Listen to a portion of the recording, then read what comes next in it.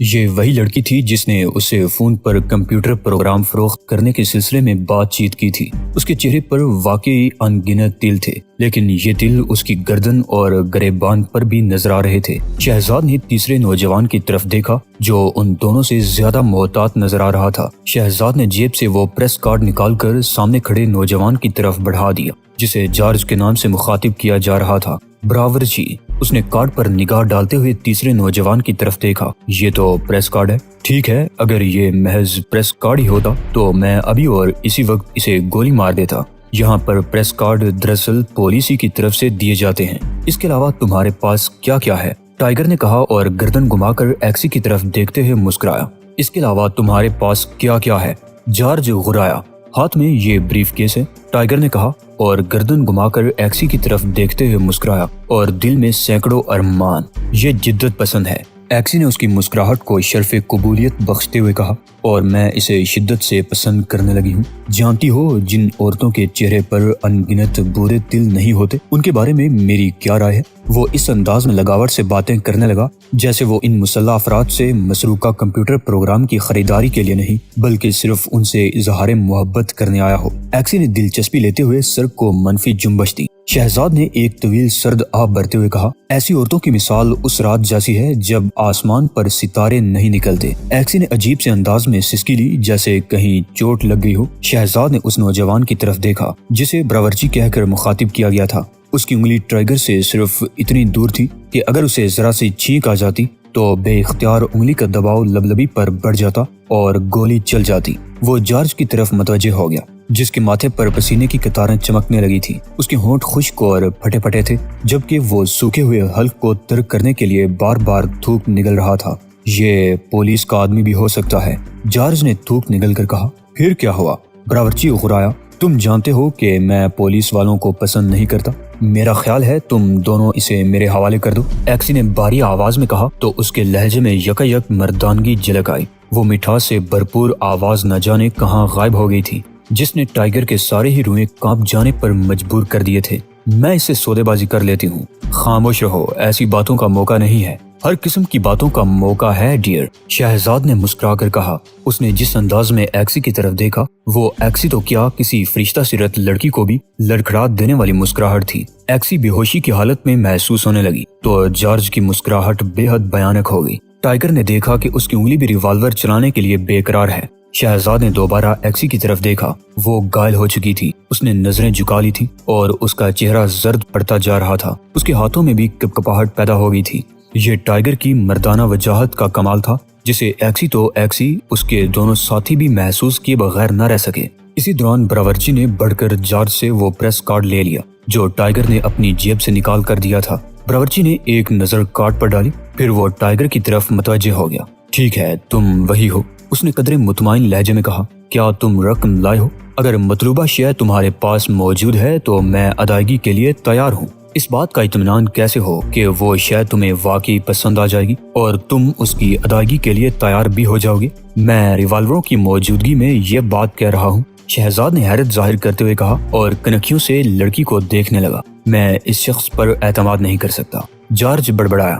گھبرانے کی ضرورت نہیں جارج، براورچی نے کہا۔ یہ ٹھیک ٹھاک آدمی ہے، اس کی آزمائش کے لیے مجھے کمرے میں اس کے ساتھ تنہا۔ شٹ اپ ایکسی، براورچی غرایا اور اس نے اپنا ریوالور بیلٹ میں اڑس لیا گویا وہ ٹائیگر کی طرف سے پوری طرح مطمئن ہو گیا تھا۔ میں کہتا ہوں اسے قتل کر دو، جارج ہذیانی انداز میں چیخ پڑا۔ ہم وہ سب کچھ اپنی مرضی سے جہاں بھی چاہیں گے شائع کروا دیں گے۔ وہ شہزاد کے بے حد قریب تھا، اسی لیے ٹائیگر کی شخصیت اس کے دل و دماغ پر اثر انداز ہوتی جا رہی تھی۔ شہزاد جانتا تھا کہ وہ زیادہ دیر اس صورتحال کو برداشت نہیں کر سکے گا اور پھٹ پڑے گا، اس لیے اس نے زیادہ تر توجہ ایکسی کی طرف ہی رکھی جس نے ریوالور اپنے گریبان میں رکھ لیا تھا اور وہ اب بھی بار بار کنکھیوں سے شہزاد کی طرف دیکھ رہی تھی۔ ٹائیگر جانتا تھا کہ عام زندگی میں وہ ایک بے حیا لڑکی ہے جسے شرم جیسے نسوانی زیور کی اہمیت کا احساس تک نہیں، لیکن اس وقت وہ خود کو ایک لڑکی سمجھنے پر مجبور تھی، اور یہ احساس اس کے دل میں ٹائیگر کی مردانہ وجاہت نے بیدار کیا تھا۔ اس کا چہرہ زرد ہو رہا تھا، جیسے وہ اپنی آگ میں جل رہی ہو اور اس کا خون رگوں میں خشک ہوتا جا رہا ہو۔ اس کے ہاتھوں میں اب بھی نمایاں کپکپاہٹ تھی۔ سنو جارج، براورچی نے اپنے ساتھی کا کندھا تھپتھپا کر کہا، ہم جو کچھ بھی چاہتے ہیں اس کا تعلق صرف دولت سے ہے۔ یہ ایک سیدھا سادہ بلیک میلنگ کا کام ہے، لیکن ہم نے ایک ایسی چیز پار کی ہے جس کے بارے میں جب اس کا 7 روزہ مضمون شائع ہوگا تو دنیا میں کوہرام برپا ہو جائے گا۔ امریکی حکومت نے ایک خود مختار ادارہ بنایا جس کا سربراہ ایک ایسا شخص ہے جو عام حالات میں بحیثیت ڈاکٹر زندگی بسر کرتا ہے، لیکن در حقیقت وہ ایک ایسے ہتھیار کا مالک ہے جو انسان کے روپ میں تباہی کا آلہ ہے۔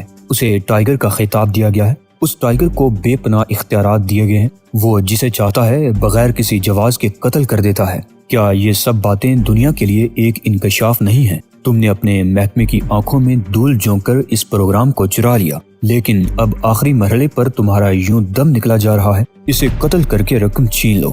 جارج غورایا، میرا خیال ہے یہ اختلاف رائے ہمیں ایک دوسرے سے مشورہ کر لینے پر مجبور کر رہا ہے۔ ہم تینوں میں سے 2 اس کے حق میں نہیں ہیں کہ رپورٹر کو قتل کر دیا جائے۔ کیوں ایکسی؟ اس نے لڑکی سے رائے طلب کی۔ اسے میرے حوالے کر دو۔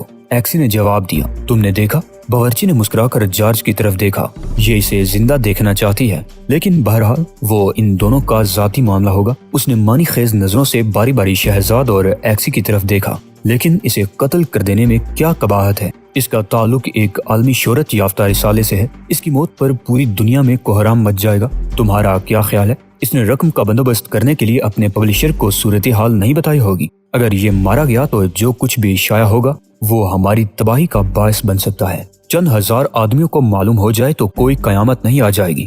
جارج نے ہاتھ لہرا کر احتجاج کیا، مجھے اس شخص سے خوف آ رہا ہے۔ یہ کوئی انسان نہیں ہے، یہ تباہ کار لگتا ہے۔ مجھے اس سے موت کی بو محسوس ہو رہی ہے۔ تم خاموش رہو گے۔ براورچی کا لہجہ توہمکانہ ہو گیا۔ جارج نے ہونٹ سختی سے بیچ لیے۔ براورچی نے شہزاد کو اشارہ کیا کہ وہ اندر کمرے میں چلا جائے۔ اب تک وہ دروازے کے سامنے ہی کھڑا تھا۔ لڑکی نے جلدی سے عقب میں دروازہ بند کر دیا اور تیزی سے کھڑکیوں پر باری پردے گرا دیے۔ ٹائیگر نے ان کھڑکیوں کی طرف دیکھا جن پر پردے پڑ گئے تھے۔ ان کھڑکیوں سے نیچے سڑک تک 12 منزلیں تھی۔ شہزاد کمرے کے وسط میں پڑی ایک چھوٹی سی میز پر ٹک گیا۔ ہر طرف سے مطمئن ہونے کے بعد براورچی نے باتھ روم کی طرف اشارہ کیا۔ ایکسی فوراً باتھ روم میں چلی گئی۔ جب وہ واپس آئی تو اس کے آگے آگے ایک خستہ حال بوڑھا بھی تھا جس کے چہرے کی جلد بے پناہ زرد تھی۔ وہ بمشکل چل رہا تھا۔ اس کے عقب میں ایکسی ایک وزنی بریف کیس اٹھائے ہوئے تھی۔ کیا تم نے اس سے رقم حاصل کر لی ہے؟ بوڑھے نے پوچھا۔ رقم بھی مل جائے گی، براورچی نے جواب دیا۔ بوڑھے نے وہ بریف کیس فرش پر رکھا اور اسے کھولنے لگا۔ اس دوران میں وہ شہزاد کی طرف دیکھ کر بولا، میں تمہیں حقیقت حال سے آگاہ کر دوں گا۔ میرے پاس ہر بات کی وضاحت موجود ہے۔ اس نے بریف کیس میں سے کاغذات کا ایک پلندہ نکال لیا۔ ٹائیگر نے غور سے دیکھا، یہ کمپیوٹر کے پرنٹ تھے۔ تم نے آج تک اپنے پرچے میں جو کچھ بھی شائع کیا ہے، یہ کہانی اس سارے مواد سے زیادہ وزنی ہے۔ ہر اسکینڈل اس کہانی کے سامنے ہیچ ہو جائے گا۔ آج امریکہ کا اقتدار میرے ہاتھوں میں ہے، جسے میں بہت کم داموں تمہارے ہاتھ فروخت کر رہا ہوں۔ یہ یہاں سودا خریدنے کے لیے ہی آیا ہے۔ ایکسی نے ناگواری سے کہا، تم اپنے مال کی صفات گنوانے میں وقت ضائع نہ کرو اور اسے جلدی سے فارغ کر دو۔ اوہ ہاں، بوڑھے نے معنی خیز انداز میں کہا، میں تمہارے عارضے کو تو بھول ہی گیا تھا۔ یقیناً تمہیں اس کی فوری طور پر ضرورت ہوگی۔ اس نے مسکرا کر ٹائیگر کی طرف دیکھا جو اپنی ساکت آنکھوں سے اس خبیث بوڑھے کو گور رہا تھا۔ یہ سب کچھ تمہیں کہاں سے حاصل ہوا؟ ٹائیگر نے اشتیاق آمیز لہجے میں پوچھا۔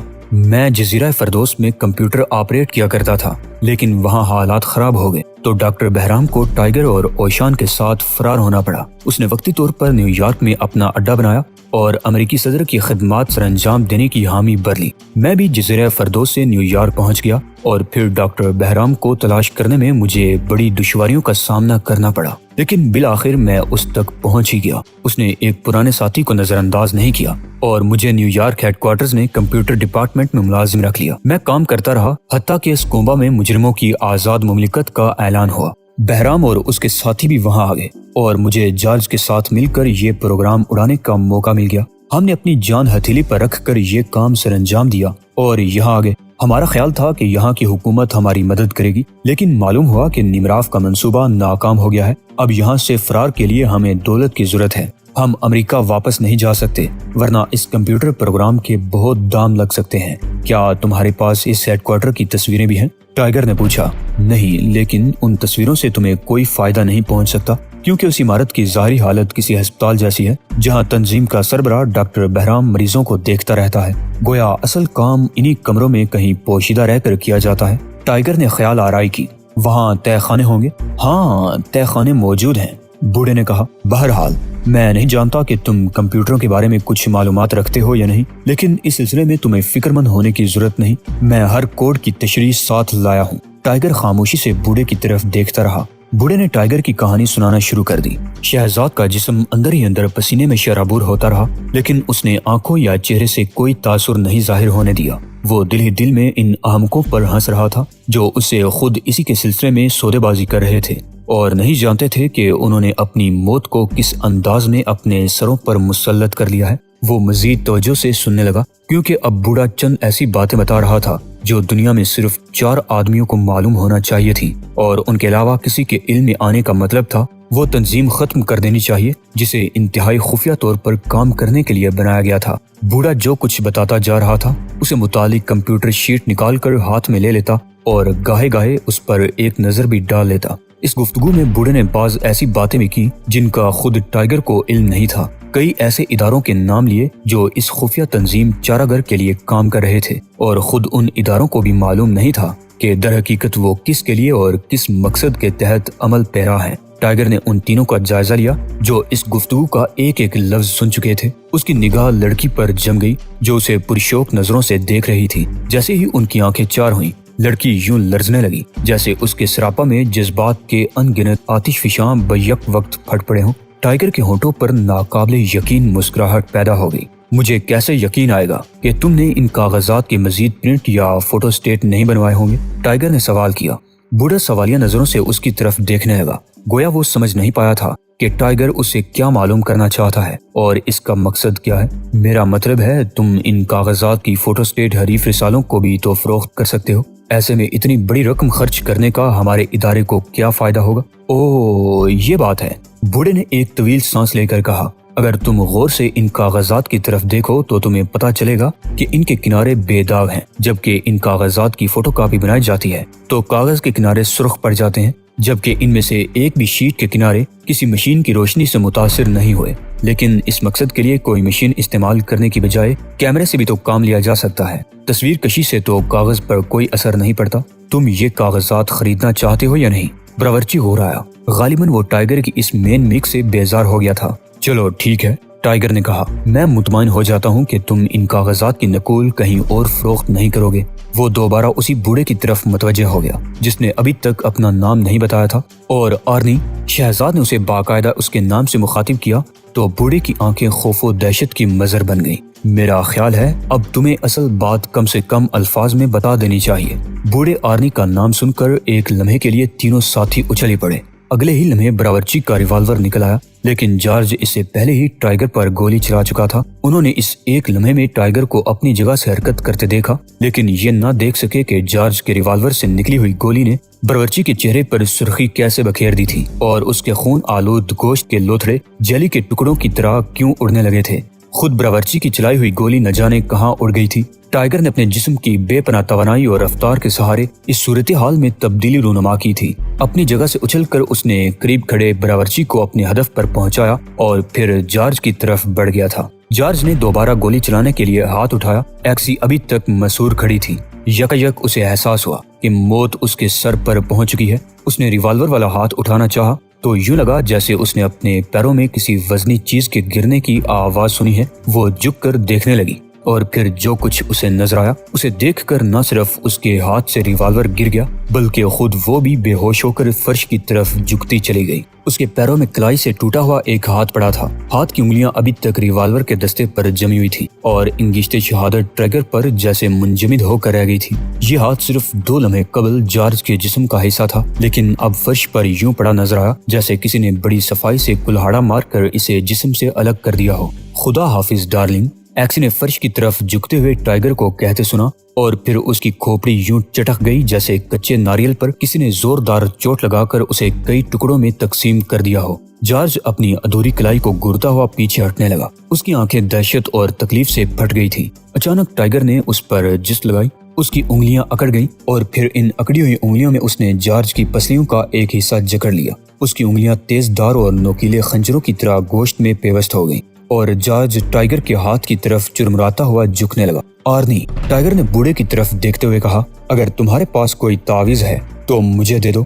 میرے پاس کوئی تعویذ نہیں ہے، وہ ہکلانے لگا۔ جھوٹ نہ بولو، میں قسم کھاتا ہوں کہ میرے پاس کوئی تعویذ نہیں ہے۔ تو پھر مرنے کے لیے تیار ہو جاؤ۔ میں اپنی مردہ ماں کی قسم کھا کر کہتا ہوں کہ ٹھیک ہے، مجھے یقین آ گیا کہ تم جھوٹ نہیں بول رہے ہو۔ ٹائیگر نے مسکرا کر کہا، کیا تم اپنی کوئی آخری خواہش بتانا چاہتے ہو؟ مجھے معاف کر دو۔ وہ گڑ گڑانے لگا۔ یہ خواہش نہیں، معذرت ہے، میں زندہ رہنا چاہتا ہوں۔ وہ گڑ گڑاتا ہوا گھٹنوں کے بل جھک گیا۔ تم مر رہے ہو، اس لیے آخری خواہش بتاؤ۔ تمہاری آخری خواہش کا تعلق زندگی سے نہیں بلکہ تمہاری موت سے ہے۔ آرنی نے آنکھیں بند کر لی۔ جانتے ہو میں کون ہوں؟ ٹائیگر نے خوفناک لہجے میں کہا، میں وہی ہوں جس کے بارے میں تم ابھی کچھ دیر قبل بڑے بڑے انکشافات کر رہے تھے۔ ٹائیگر، اس نے دم توڑتے ہوئے کہا، کیونکہ ٹائیگر کی کھڑی ہتھیلی اس کے کندھے سے پسلیوں کے درمیان پہنچ کر رک گئی تھی۔ اس کی لاش چند لمحوں تک ٹائیگر کے ہاتھ کے سہارے کھڑی رہی۔ ہاں، میں ٹائیگر ہوں، شہزاد نے کہا، لیکن تم نے مجھے پہچاننے میں بہت دیر کر دی۔ اس نے یہ کہتے ہوئے لاش جھٹک کر فرش پر پھینک دی۔ شہزاد نے ایک نظر کمرے میں بکھری ہوئی لاشوں کا جائزہ لیا اور پھر کمپیوٹر کارڈز کا بریف کیس اٹھا لیا۔ اس نے ایکسی کی طرف دیکھا جس کے چہرے پر ان گنت برے برے تل تھے، لیکن اب اس کا چہرہ خون کے چھینٹوں سے، سرخ دبوں سے اور نیلگوں نشانات سے بھرا ہوا تھا۔ اس نے ریوالور اٹھائے اور انہیں لاشوں کے قریب پھینک دیا۔ وہ دروازے کی طرف بڑھ گیا۔ اس کے پاؤں بے آواز حرکت کر رہے تھے۔ ٹائیگر کے لیے یہ صبح بڑی ہی اذیت ناک تھی۔ وہ شان کی طرف دیکھ رہا تھا جس کی آنکھوں میں سرخی تیر رہی تھی۔ رات انہوں نے بہرام کو روکنے کی بہت کوشش کی تھی، لیکن اسے چند نجی نوعیت کے کام تھے اور وہ بعض آدمیوں سے ملاقات بھی کرنا چاہتا تھا۔ یہی وجہ تھی کہ اس نے ساحل پر بنی ہوئی ایک ہٹ کرائے پر لے لی تھی تاکہ وہاں سکون سے کچھ لکھنے پڑھنے کا کام بھی نمٹا سکے۔ خاص طور سے اس کمپیوٹر پروگرام پر کام کرنا ضروری تھا جسے چارہ گر کے ہیڈ کوارٹر سے چرا لیا گیا تھا، اور پھر ٹائیگر کے ہاتھ اسے فروخت کرتے ہوئے 3 مرد اور ایک لڑکی ماری گئی تھی۔ اور اب انہوں نے اخبار میں جلی حروف کے ساتھ شائع ہونے والی یہ افسوسناک خبر پڑھی تھی کہ رات ساحل پر بم کا ایک زبردست دھماکہ ہوا جس میں امریکہ سے آیا ہوا ایک ممتاز ڈاکٹر بہرام شدید زخمی ہو گیا۔ مریض کو اس وارڈ میں پہنچا دیا گیا جہاں اس کی نگرانی کے لیے ہر وقت ایک ڈاکٹر اور نرسیں موجود ہیں۔ ٹائیگر حیران تھا کہ آخر یہ یکا کیا شروع ہو گیا ہے۔ پہلے چند پراسرار لاشیں پائی گئیں جن کے دماغ چرا لیے گئے تھے، پھر نیو یارک میں ان کے عارضی ہیڈ کوارٹر سے وہ کمپیوٹر پروگرام چرا لیا گیا جس پر ان کی تنظیم چارہ گر کا دار و مدار تھا۔ اتفاق سے بعض سہولتوں اور ضرورتوں کے تحت ٹائیگر نے صدر شیتائی کے خاص مہمان خانے کی سکونت ترک کر دی اور ہوٹل سٹون وال پہنچ گیا۔ شخصیت چھپانے کے لیے اس نے چہرے میں معمولی سی تبدیلیاں کی اور مشہور عالم ہفت روزہ رسالے ٹائمز کے رپورٹر کی حیثیت سے لوگوں کے سامنے آیا۔ ابھی اسے سٹون وال میں منتقل ہوئے زیادہ دن نہیں ہوئے تھے کہ ایک لڑکی نے کمپیوٹر پروگرام فروخت کرنے کا ارادہ ظاہر کیا اور وہ اپنی دانست میں کاغذات لے آیا تھا۔ تمام مجرم بھی کیفر کردار کو پہنچا دیے گئے تھے۔ ان کاغذات کے بارے میں بہرام نے اطمینان کا اظہار کر دیا تھا کہ ان کی نہ تو فوٹو سٹیٹ بنوائی گئی ہیں اور نہ ہی کیمرے کی مدد سے تصاویر لی گئی ہیں۔ کیمرے کی تصویر کے سلسلے میں اس نے کاغذ کی مخصوص ساخت کا حوالہ دیا تھا کہ اگر ان پر فلیش لائٹ پڑتی تو حروف کی رنگت بدل گئی ہوتی، جبکہ تمام حروف جوں کے توں تھے۔ ٹائیگر سوچوں کے بنور سے نکلا تو ایک ہی چیز سامنے آئی، یقیناً وہ چاروں مجرمی حرف آخر نہیں تھے۔ کوئی ان کے پیچھے ضرور موجود ہے، لیکن کون؟ وہی جس نے بہرام پر حملہ کیا، جس نے بم کا دھماکہ کر کے بہرام کو زندگی اور موت کی کشمکش میں مبتلا کر دیا۔ وہ حیران تھا کہ اس حملے کے بعد حملہ ور وہ کاغذات دوبارہ لے جانے میں کامیاب ہو گیا ہے یا نہیں۔ اس بات کا جواب صرف اور صرف بہرام ہی دے سکتا تھا، اور بہرام اسپتال میں شاید زندگی کی آخری گھڑیاں گزار رہا تھا۔ ٹائیگر کے ذہن میں ماضی کا ایک پیکر ابھرا اور اسے بے چین کر گیا۔ سرگوش کی موت کا منظر اس کی نگاہوں میں گھوم گیا۔ کیا بہرام بھی اسی طرح ہلاکت کے حصار میں جا پہنچا ہے؟ اوشان، اس نے بھرائی ہوئی آواز میں کہا، میرا دل بے حد پریشان ہے۔ اگر بہرام کو کچھ ہو گیا تو چند گہری گہری سانسیں لو میرے بچے۔ اوشان نے نہایت سنجیدگی سے مشورہ دیا، تمہاری ذہنی پریشانی دور ہو جائے گی۔ میں نے ذہنی پریشانی دور کرنے کا نسخہ نہیں معلوم کیا تھا، ٹائیگر نے غصے سے دانت پیستے ہوئے کہا۔ اس نسخے پر عمل کرتے ہی تمہارا ذہن کام کرنے لگے گا اور تمہیں پتہ چل جائے گا کہ ایسے موقعوں پر کیا کرنا چاہیے۔ اوشان کا لہجہ بھی سخت ہو گیا۔ تم کوئی عام آدمی نہیں ہو جو ایک حادثے کی خبر سن کر ہاتھ پاؤں ڈالنے پر مجبور ہو، تم ٹائیگر ہو۔ تمہیں جذبات سے دور رہنا چاہیے۔ جذبات بڑی سے بڑی طاقت کو کمزور کر دیتے ہیں میرے بچے۔